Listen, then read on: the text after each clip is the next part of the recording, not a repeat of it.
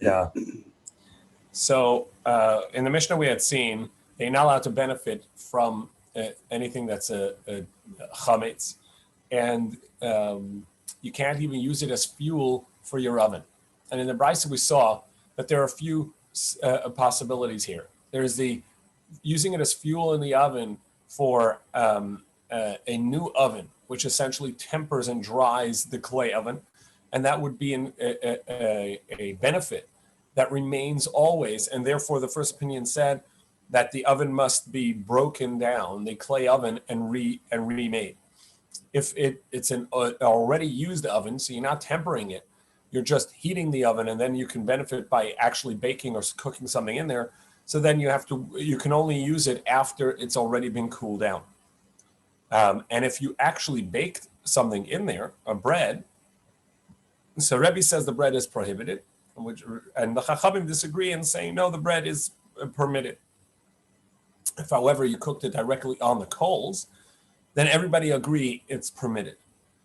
You're not supposed to do it, but whatever food you made, you're allowed to benefit from.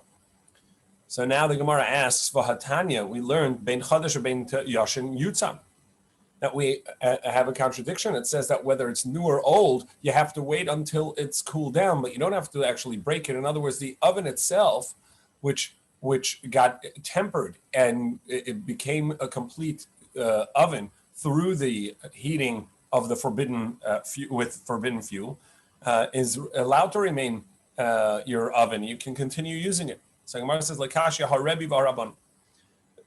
This is the opinion of Rebbe, and this is the opinion of the Rabbanan. And the Rebbe, the first opinion, who says that it must be broken, is opinion of Rebbe, and the reason is because both the bread and the bread is prohibited because you're benefiting from it. You made the bread with the fuel of the forbidden fuel for the fire, and the oven also is prohibited to benefit from because it was tempered, it was completed with the fire that came from fuel that's prohibited.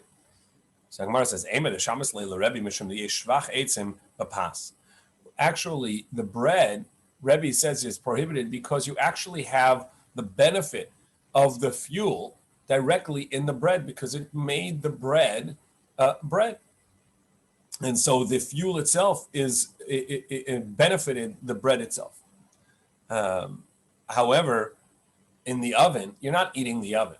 So the oven is only going to serve a function from here on that you can bake in there. What's going to help you bake in there? You need the fuel to create the fire, and you need the oven to contain the heat of the fire. So the oven is only a partial benefit to you from here on, and so that's considered zev v'zeh gorim, where you have two things causing a single benefit. One without the other may not do it. Then do we say that that's prohibited or not? And over here, the oven itself is not something you're benefiting directly from, meaning you're not eating the clay oven. Rather, it's going to, in conjunction with another component, will serve you well from here on. So that's going to be a zev v'zeh gorim. Who tells you that Rebbe holds even in such a case that you're not allowed to benefit from it once of course, you shouldn't have done it, but you did it. You don't have to break the oven. How do you know that you have to break the oven? Zev v'zeh gorim mishamasle. Do you hear anywhere that Rebbe says zev v'zeh gorim? Ela kasha. So that's not a question. What we're going to say is ha Rabbi Eliezer ha Rabban. That the distinction is the opinions of Rabbi Eliezer and Rabbanan. And in the first price, it says that the oven has to be broken. That it's Rabbi Eliezer who says zev v'zeh gorim is aser. And when you have two components that combine into a prohibition, that even though that the one component itself cannot cause the prohibition, but nevertheless, cause the benefit. Nevertheless, since one component which does cause the benefit is prohibited in benefit, so then the item becomes prohibited. So to here in the oven is prohibited because it'll be a contributor. Always use the oven; it will be a contributor, and so it's one component of iser, and it's going to be usher to benefit. You're not allowed to keep the oven, and you have to break it. However, the Rabbanan agree So Gemara says, where do we have this Rabbi Eliezer? Where do we see Rabbi Eliezer says zev v'zeh gurim aser, that we have two components to create something? One of them is prohibited in benefit, that or prohibited, that counts as the prohibited item. So Rabbi Eliezer, is it Rabbi Eliezer of leavening agent, so yeast? The Tanakh we learned sa'or shel chulin v'shel truma, sourdough starter, which is one of it, part of it's chulin, just regular mundane, and v'shel truma, and part of it comes from wheat that is teruma. And now when you put this in your bread and you made a bread, each one of the starters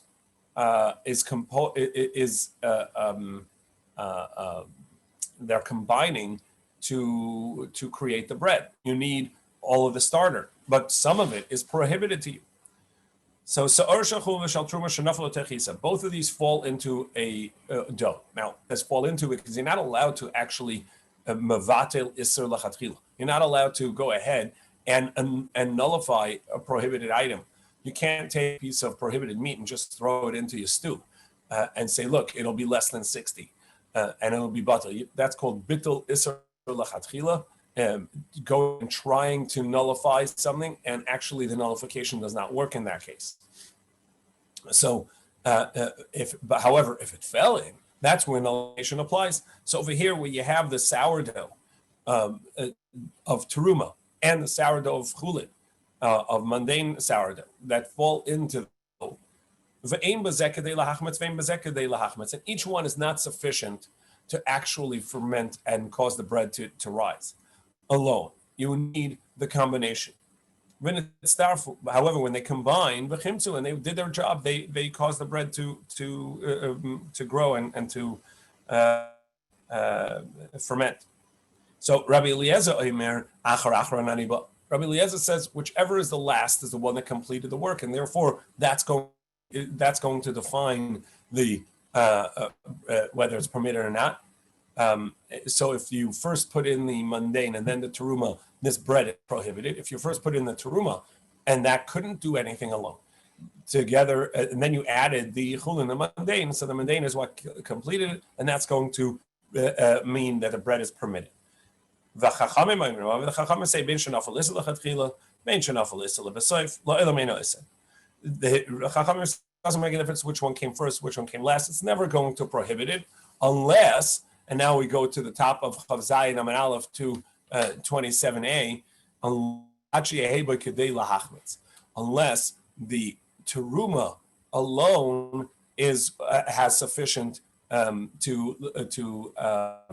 is sufficient to starter to get the bread to ferment. Meaning, if the teruma alone couldn't do it, or if the chulin, the mundane, alone could do it, then the chulin is what's doing it. Or you don't have teruma. However, if the teruma alone can, if I didn't have the other starter, you didn't have the other sourdough, you only had the teruma, that was enough to make this bread. And if you only had the mundane, it would not be enough to make the bread. So you need the teruma.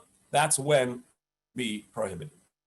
In any case, so that we see the Chachamim say that zev zegarim, as long as it's only a combination that causes the combination of the prohibited item together with something else that causes your teruma. So if it's a combination of the two things, the teruma combined with something else, that makes your bread, that's not going to be sufficient to prohibit the bread. However, if the teruma alone can do it, and the other items alone could not, that's when it's going to be a prohibition. And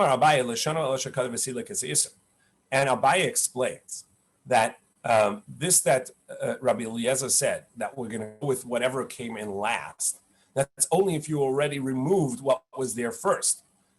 And because that way you're removing the prohibited item, and then the permitted item was put in later, and that creates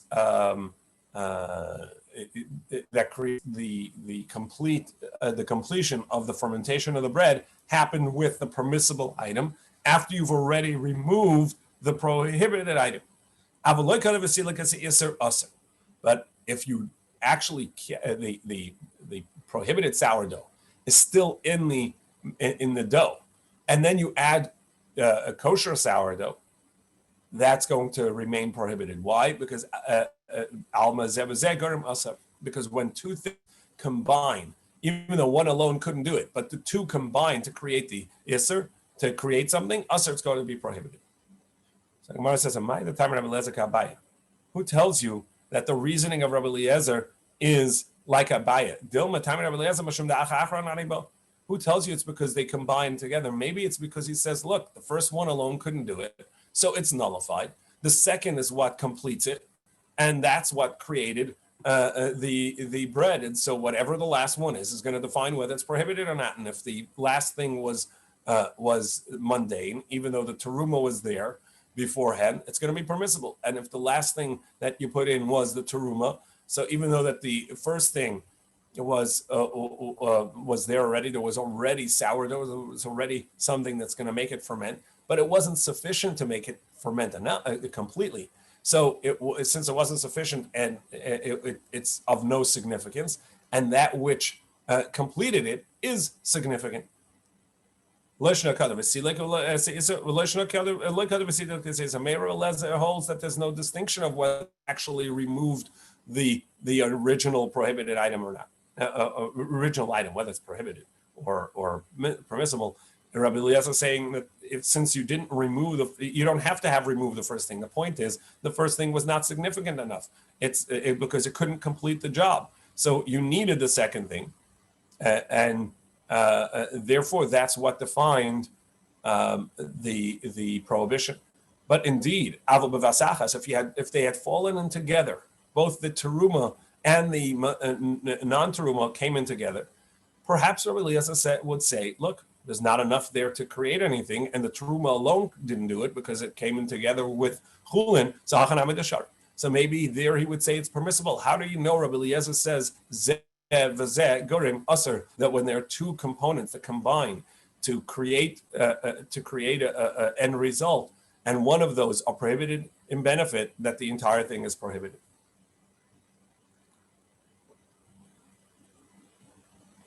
Ella Rabbi Eliezer datzi Asherah. So rather, this is Rabbi Eliezer from another statement in regards to wood that comes from an Asherah tree. The Tananas we learned, Notalai mena eitzim. If you took wood from an Asherah tree, which is a tree that's idolatry, and you took the wood, asur mana, you're not allowed to benefit from those wood. Hisik behenes ataner. If you did benefit from it, you threw it in as fuel in your fire, and you heated your oven. So chadash yutas. If it's a new oven, same as we saw earlier, you have to break the oven because you've now tempered the oven with prohibited fuel.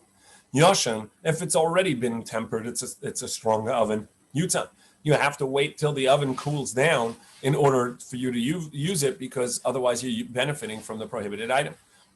Alpha by esapas, if you already baked something in there, the bread is going to be prohibited in benefit.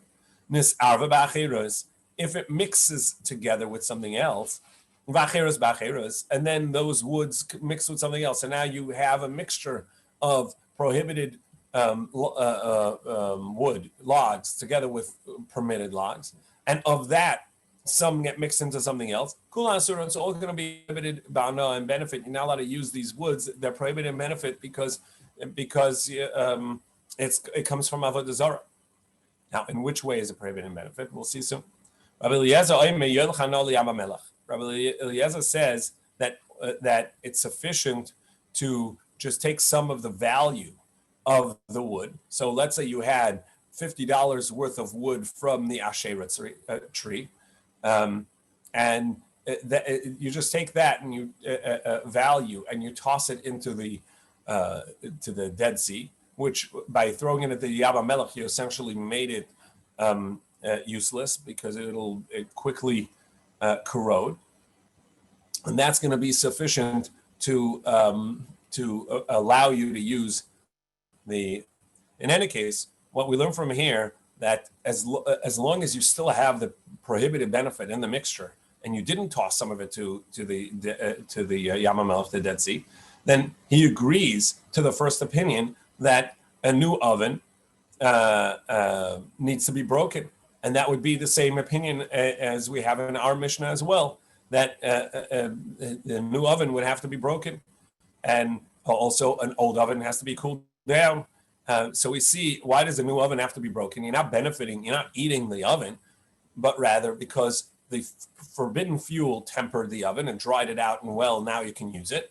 And every time you're going to bake in there, you're going to benefit in part from the prohibited fuel, which caused the oven to be a solid oven. And even though that you can't bake with that alone, you're going to have to add fuel and heat in order to bake whenever you're going to put bread in. But it's zev zagerim. You have two components that combine to give you your benefit, and one of those components a prohibited benefit. That's sufficient to create a prohibition. So we see Rabbi Eliezer is the opinion that says zev zagerim. When you have two separate components that lead, that counts as a prohibited benefit.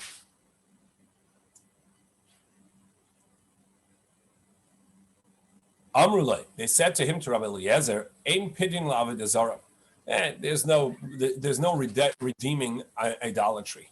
So tossing some of the wood into, or the value of some of the wood into the Yam HaMelech is not going to do it, and so that's not going to be sufficient. In any case, we see from here that Rabbi Eliezer agrees that the oven needs to be broken, and which tells us that he holds zev v'zegurim asur, two things combining is prohibited. Aimer the shamas Rabbi Eliezer b'avodah zarah the chamit surah. So true, we did. That's a good proof. However, that's particular to idolatry, where it's a very severe prohibition, and therefore he holds even if it's in part giving you benefit, that's sufficient. Do we know that he says so even in other prohibitions?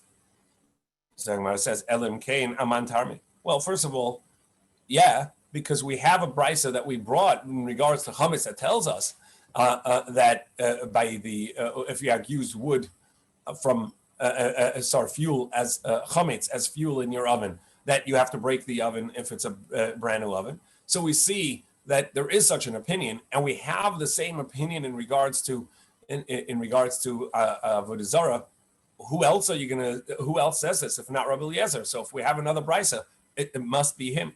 Besides Atanya, we actually have an explicit brisa. Behedya, it says so explicitly. And so too did Rabbi Eliezer prohibit in all other prohibitions of the Torah that zev gurim, as long as it's one component giving you the benefit and it's prohibited benefit, it's going to be asur. Amar Abaye. So Abaye said, if you look through the meaning of the brisa, you will see that the halacha is zev gurim asur, right? As we explained, that the reason why you have to break the oven is because it'll remain a component in every benefit you had in the oven, and zev gurim is, even if it's only one component, it's prohibited. So we see that that's the basis of the halacha in the brisa. And Rebbe said that the bread that you baked in there is also going to be prohibited. So we're going to have to say Rebbe Hainu Rabbi Eliezer. So Rebbe is also going to be the opinion of Rabbi Eliezer that says that zev gurim, as long as there's one component here that gives you the benefit, it's going to be prohibited, and that's why the bread may not be eaten. That's the opinion of Rebbe. And the Chachamim disagree and say, look, you're not allowed to bake it, and you're not allowed to benefit. But if you did, it's permissible. V'imtim tzelemar, zev gurim muter. And if wherever you would say that the opinion is if it's only one component, there are two things that give you the benefit combined. And one of them is prohibited, but alone it could not give you the benefit. You need the other. So really the prohibition is not what's creating this. And zev zegurim, when they combine together to create an iser mutter, it's permissible. V'hacha mishum liyeshvach etzem apasim. Or if you want, you would be able to say that the reason the bread is prohibited is not because of Rabbi Eliezer's opinion of zev zegurim, but rather the reason is because the benefit of the fuel is directly in the bread. The bread could not be there without the fuel, and so the fuel is directly in the fuel, which is prohibited, is in your bread. And based on this, hanikaros v'kosis etzluchios, if what you made in the oven were not things that you actually go eat, but they're utensils. You made plates and cups and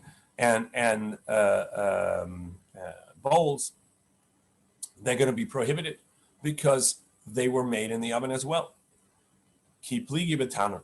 However, if and the reason for that is because you don't need the oven, these plates and bowls, to actually heat anything. So they're already a complete product. Whatever function they're going to have is already done. However, if what you made was the oven, you tempered the oven in there.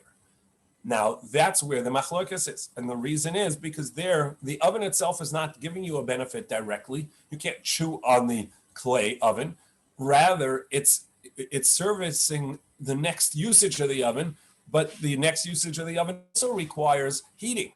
So it's always going to be in combination, in conjunction with another benefit, with another usage, that it's going to give you the full benefit. And therefore, you're never going to benefit from the oven alone. And so that's why you don't have to break the oven, according to the other opinion.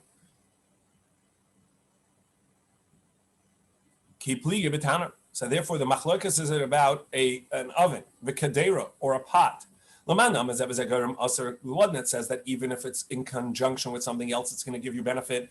That's sufficient to give you be called a prohibition aser. So therefore, you're not allowed to benefit from the oven because it was tempered with the fuel, with forbidden fuel, and so the oven itself is going to be aser. However, according to the opinion that says when it's only giving you a benefit in conjunction with something else, it's permissible to use. So the oven, even though you weren't allowed to temper it and heat it with the forbidden fuel, but you did. Now the oven is a usable oven, but never alone. You can't just use the oven. You always have to put fuel and heat in there, and then the oven is going to give you its benefit. So it's a zev zegurim, and therefore it's permissible to keep this oven shari. However, there are those that say, even according to the opinion that zev zegurim mutter, that when it's the prohibited benefit is in conjunction with something else, that it is permissible to use this. And the oven you're allowed to keep the oven that was tempered with the forbidden fuel. However, a pot is going to be different because a pot has a service even before you heat the oven. Before you light the fire, the pot is already giving you benefit because it's containing all the raw materials that you're planning on cooking in there.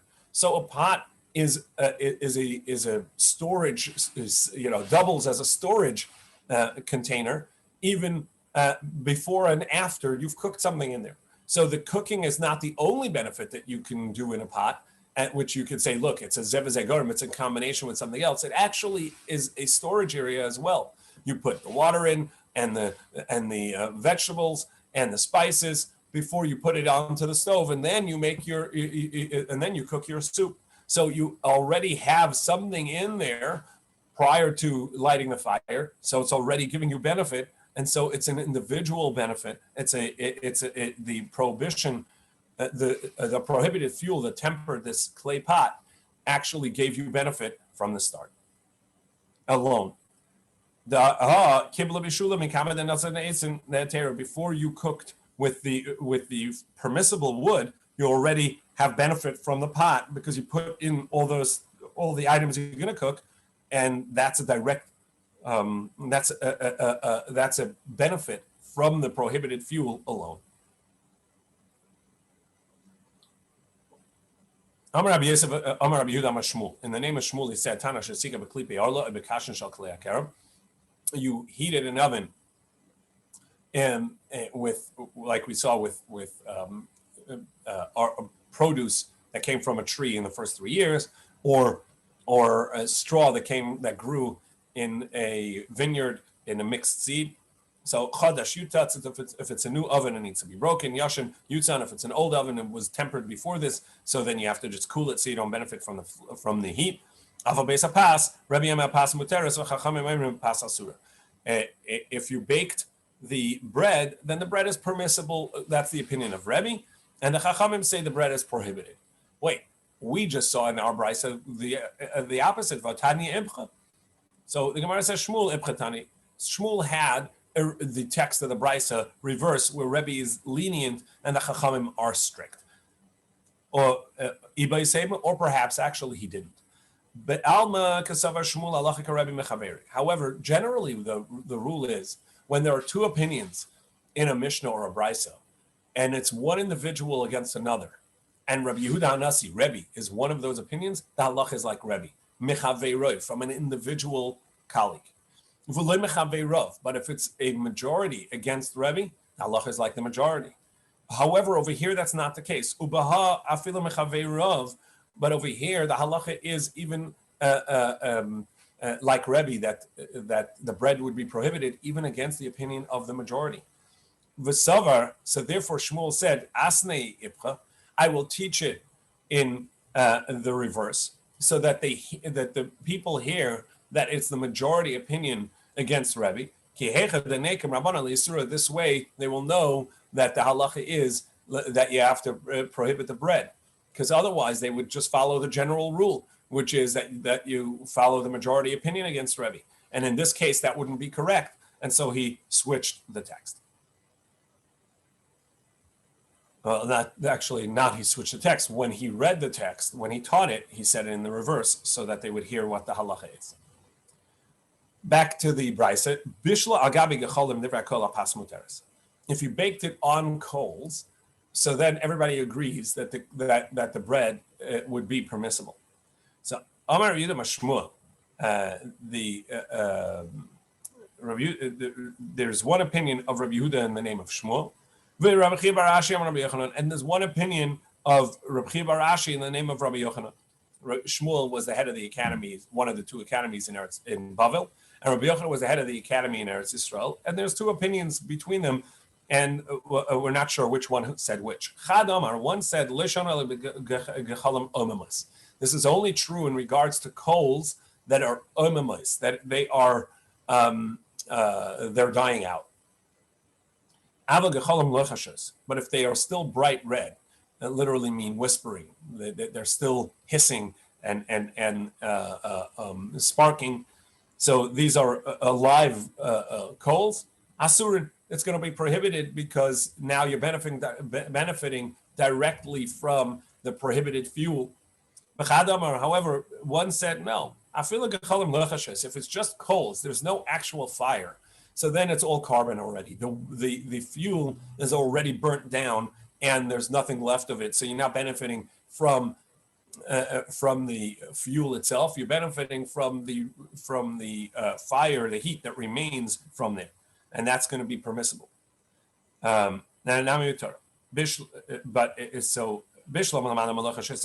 according to one that says that the whispering coals, meaning where they're still red hot, those are prohibited. So I can say that you have the benefit of the wood directly in the bread. But according to the opinion that says no, even if it's just coals, you don't have an actual fire, it's permissible. Pasta asar the yishvach etzem pas. In what case do I say that you have forbidden bread because the wood, the prohibited fuel, is directly in the bread? L'Rebbe, according to Rebbe, what's the case? Amar Papa kashavuka kaneg. Papa says when you actually have a flame coming off of the fire, so there it's still burning the fuel and turning it into carbon. So that actually causes the flame, the gas, the actual fire, and that is going to be considered that you have the benefit of the wood itself in the bread.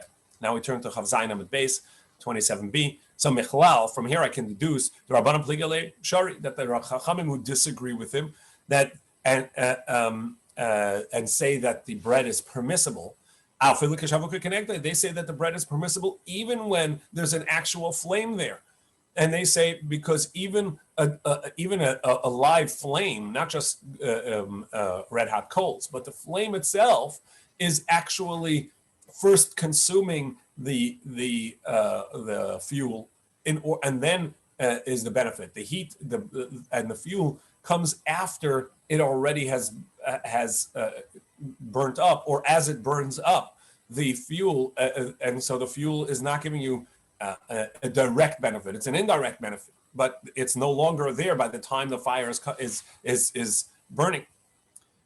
So in what case is the wood prohibited? Because we saw earlier the Atzi Asherah, the wood of the Asherah, is prohibited. In what case is that? In what way is it prohibited? He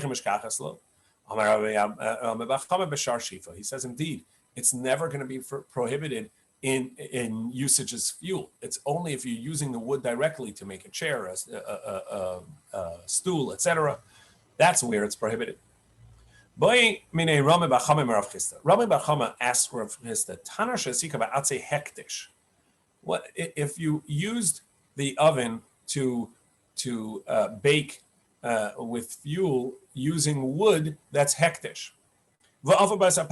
And you bake the bread in that oven. In the Rabbanan that said that when you used chametz, or prohibited benefit, or avodah zarah, asherah wood, it's permissible.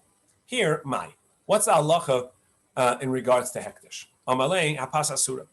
The bread is prohibited. Uma ben zeh la'arla. And he asks, what's the distinction? Why is arla permitted, and here it's prohibited, arla being the fruit of the first 3 years? Amar Rava, hachi hashta. He says, why are you even asking that question? Arla betela b'masayim. Arla has a even though that it's one of the highest thresholds to be nullified, 1 in 200, but it has a nullification point, and therefore the consumption of the fuel by the fire in order to cause the heat to bake the bread nullifies it. However, hektish but the hektish isn't nullified even in 1,000, and so it has no nullification point, and therefore it even though the fire is consuming it as it gives off heat, but that's not going to nullify it because hektish has no nullification point.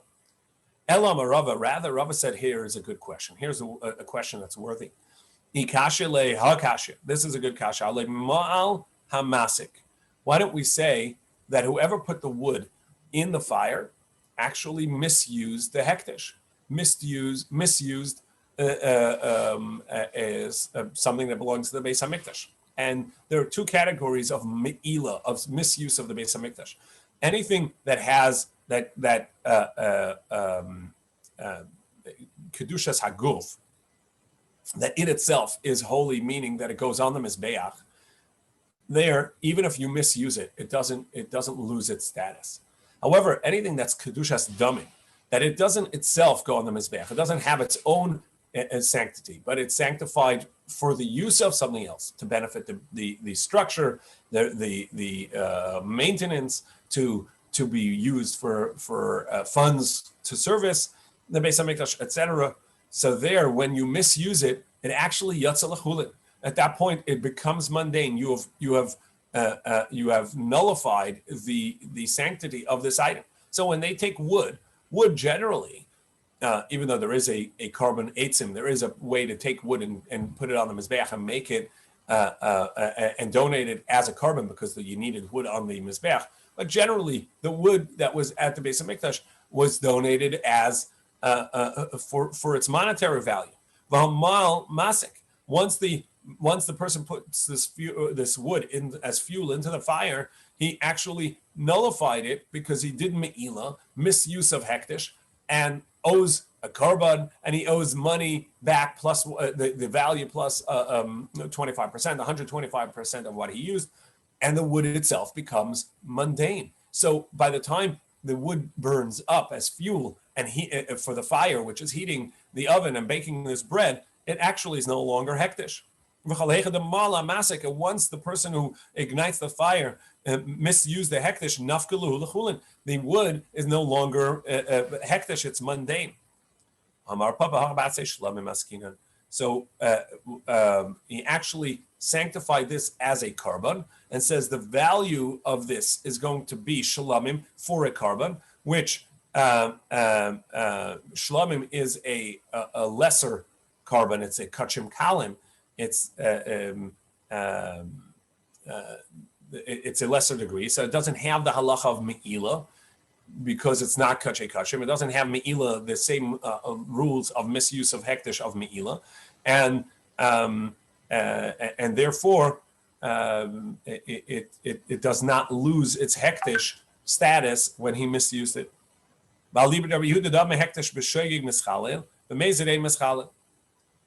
And this follows the opinion of Rabbi Yehuda, who says that hektish, if you did so unintentionally, that's when you lose the hektish. It becomes mundane.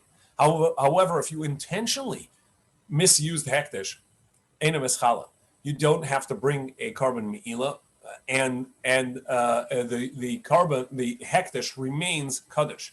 Now, b'mezeh my time, what's the reason of that if you did so intentionally, it retains its kedusha? The reason is kiva nalav bar me'ilahu, because it actually isn't me'ilah. Me'ilah by definition, this status of misuse of hektish, which is me'ilah, that you have to bring a carbon and pay back 125%. That's a classification of unintentional action in a misuse of hektish, and therefore, since you did so intentionally, so that doesn't count as me'ilah and lenafik l'chulin, and it doesn't become mundane by you misusing it. Shlamim nami kivi alav bar me'ilah ninu. Shlamim also, since it's not within the classification of me'ilah, lenafik l'chulin. So by misuse, it will not go out to chulin whether you did so intentionally or not. Now, the Gemara challenges the whole concept. And is this really true? If you misuse hektish by lighting a fire, that would have made it mundane, that we had to come on and change it and say, actually, we're talking about a specific type of donated wood. But we learned in a brisa that said, whatever is prohibited to the degree that you have to burn it, then the ash is permissible. And this is a concept that we have, that prohibited items, there are two types of prohibited items. Something that you'd have to burn. Once it's consumed, the prohibition no longer is there, and you can benefit from the ash. You can make shampoo out of it. There's a type called minhanik barim, that which needs to be buried. It means even once it's broken down, it's prohibited. It has to just go away. So anything that needs to be burned, the ash is permissible. Besides for wood from the Asherah tree, which is avodah zarah, that even after it's been burnt down, it's prohibited. The efer hektish, and also the ash of hektish, that's going to be prohibited always. And Rashi says the reason why it says the term over here by hektish, it says la'olam, it's forever prohibited. Because avodah zarah, there is a concept of mavatel avodah zarah, of destroying avodah zarah, and that makes it nullified, especially if the non-Jew owner of avodah zarah does that. There is such a concept of nullification of avodah zarah, but by hektish there's no such concept. In any case,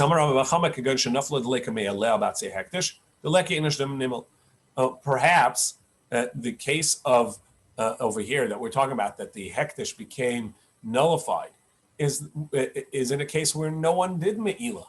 There is no one that actually actually lit the fire. It happened by itself. The hektish wood fell into a fire, and that's where the case is that the ash is going to be prohibited. Rav Shammai Amar there are types of hektish which even after the ash is there, you're not allowed to benefit from it. And we saw that the ash that comes off of the mizbeach, the trumas hadeshin, has to be put on the side of the mizbeach, and it requires to be leave it there, and you're not allowed to benefit from it. So the Tanya, as we learned, was samai, and you will put the ash that you take every morning off of the mizbeach next to the mizbeach. V'samai benachas, you have to put it there nicely. V'samai kula, and you have to put it all there. V'samai shaliafazi, you have to put it in a way that it will not get messed up and float around. So we see that must remain in its place, and there, even though that it's ash, it still remains prohibited. In any case, what we've learned is the concept of zev v'zegorim, two basis for whatever benefit you're getting. Each one alone cannot give you the benefit that in the end you have, but combined they do. Machlokas of whether that and one of those two are prohibited. So the machlokas of whether that counts as a prohibited benefit or not. And in regards to having baked the bread, we have the machlokas at which point the heat still counts as the fuel is giving you benefit, and whether the bread would be prohibited. The Mishnah said further that Rabbi Yehuda holds that the only way to destroy chametz erev Pesach is by burning it. Ein bir chametz el b'sreifa. Tanya, we learned Rabbi Yehuda said ein bir chametz el b'sreifa, that the only way to destroy your chametz before Pesach is by burning it. And he says, and I think it's logical, a kal v'chomer, a fashiori argument from Nosar. The halacha is that every korban must be eaten in an allotted time. And once that time is over, that becomes nosar, remainder, leftover hektish, and it must be burnt. The Torah says that the next morning it must be burnt. And nosar, there's no prohibition of having it in your possession, of seeing it, of finding it. And nevertheless, time sreifa, you have to burn it the next morning. Chametz, but the chametz is even more severe. The Torah said that you not only may you not eat it or benefit from it, you can't even see it or have it in possession. Look, kol shekain, isn't it obvious? Shatoin sreifa, for sure, more than nosar requires sreifa, burning. If nosar requires sreifa, for sure this does. Amrli, they said to him, "Kaldin sha'ata dan tchilas elachim v'sefer lahakim." Anytime you make a kal v'chomer that actually is going to cause a leniency, then you don't make that kal v'chomer. Eino din, it's not a good logical argument. And over here it's a leniency because lo matzah eitzim l'sorfa. If you don't have fuel to create a fire to burn your chametz, and then you don't burn your chametz, and that's a leniency. The Torah says tashbisu, you have to get rid of the chametz. So yoshev abatel, this fellow should just be sitting and not get rid of his chametz. But the Torah says remove, make your chametz cease from your home in anything that you can make it cease. In other words, anything you could destroy it with. And you're going to tell me that the only way to do it is by burning it because you learned from Nosar, but that's actually a leniency. Somebody who doesn't have a fire doesn't have to get rid of the chametz. So this removes that argument. To Matzah Shabbos, we'll see Rabbi Yehuda goes ahead and tries different sources to prove that you have to burn the chametz, and ultimately the Chachamim proved from his own arguments that you don't have to. Have a great Shabbos. Have a wonderful